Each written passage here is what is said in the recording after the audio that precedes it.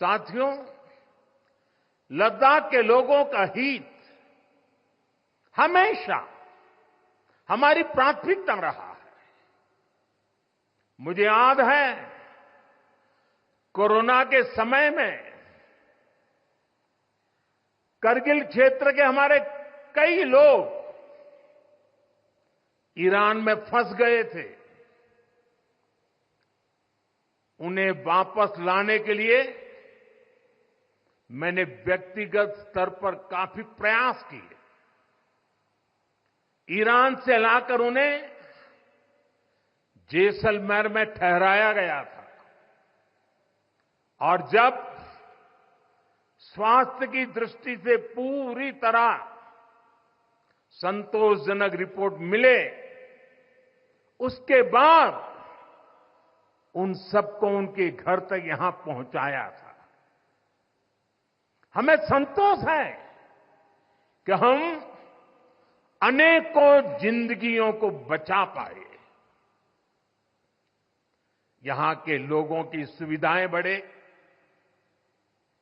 Ease of living बढ़े, इसके लिए भारत सरकार निरंतर प्रयास कर रही है। बीते 5 वर्षों में ही हमने लद्दाख के बजट को 1100 करोड़ से बढ़ाकर 6000 करोड़ रुपए कर दिया है। यानी करीब करीब 6 गुना की वृद्धि। ये पैसा आज लद्दाख के लोगों के विकास में, यहां सुविधाएं बढ़ाने में काम आ रहा है। आप देखिए, सड़क, बिजली, पानी, शिक्षा, पावर सप्लाई, रोजगार, लद्दाख में हर दिशा में दृश्य भी बदल रहा है, परिदृश्य भी बदल रहा है।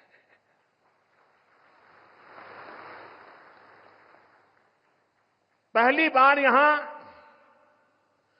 होलिस्टिक प्लानिंग के साथ काम हो रहा है। जल जीवन मिशन की वजह से अब लद्दाख के 90% से ज्यादा घरों में पाइप से पीने का पानी पहुंच रहा है।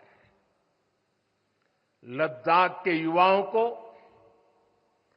क्वालिटी हायर एजुकेशन मिले, इसके लिए यहां सिंधु सेंट्रल यूनिवर्सिटी का निर्माण हो रहा है। पूरे लद्दाख क्षेत्र को 4G नेटवर्क से जोड़ने का काम भी चल रहा है। 13 किलोमीटर लंबी जोजिला टनल का काम भी जारी है। इसके वजन बनने से नेशनल हाईवे नंबर 1 पर भी ऑल वेदर कनेक्टिविटी हो जाएगी। साथियों, हमने देश के सीमावर्ती क्षेत्रों में विकास के असाधारण लक्ष्य तय किए हैं। चैलेंजिंग टास्क को अपने हाथों में लिया है। बॉर्डर रोड ऑर्गेनाइजेशन बीआरओ ने ऐसे लक्ष्यों को पूरा करने के लिए अभूतपूर्व गति से काम किया है। बीआरओ ने पिछले 3 साल में ही 330 से ज्यादा इंफ्रास्ट्रक्चर प्रोजेक्ट पूरे किए हैं।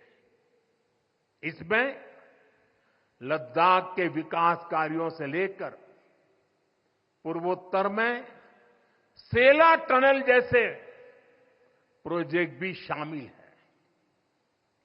मुश्किल टेरेन्स में विकास की एक गति नए भारत की क्षमता और दिशा दोनों दिखाते हैं। साथियों, आज की वैश्विक परिस्थितियां पहले से अलग है, इसलिए हमारी सेनाओं को हथियारों और उपकरणों के साथ साथ कार्यशैली और व्यवस्थाओं में भी आधुनिक होना चाहिए। इसलिए देश दशकों से डिफेंस सेक्टर में बड़े रिफॉर्म्स की जरूरत महसूस करता रहा था। सेना स्वयं वर्षों से इसकी मांग कर रही थी, लेकिन दुर्भाग्य से पहले इसे उतना महत्व नहीं दिया गया। बीते 10 वर्षों में हमने डिफेंस रिफॉर्म्स को रक्षा क्षेत्र की पहली प्राथमिकता बनाया है।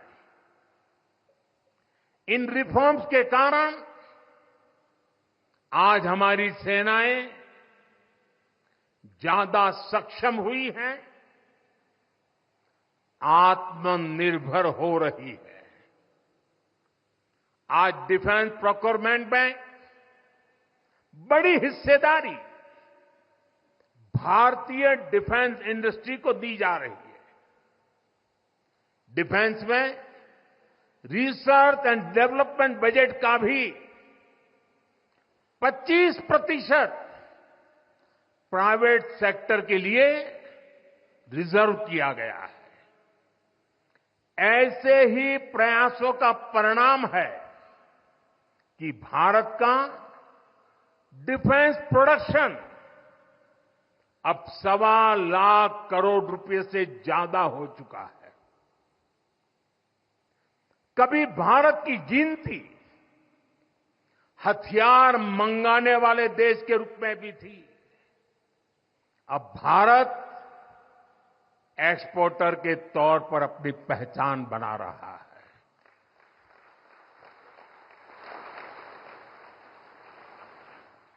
मुझे खुशी है कि हमारी सेनाओं ने 5,000 से ज्यादा हथियारों और ये सैन्य उपकरणों की लिस्ट बनाकर ये तय किया है कि अब ये 5,000 आइटम्स बाहर से नहीं मंगवाए जाएंगे। मैं इसके लिए सेना नेतृत्व को बधाई देता हूं।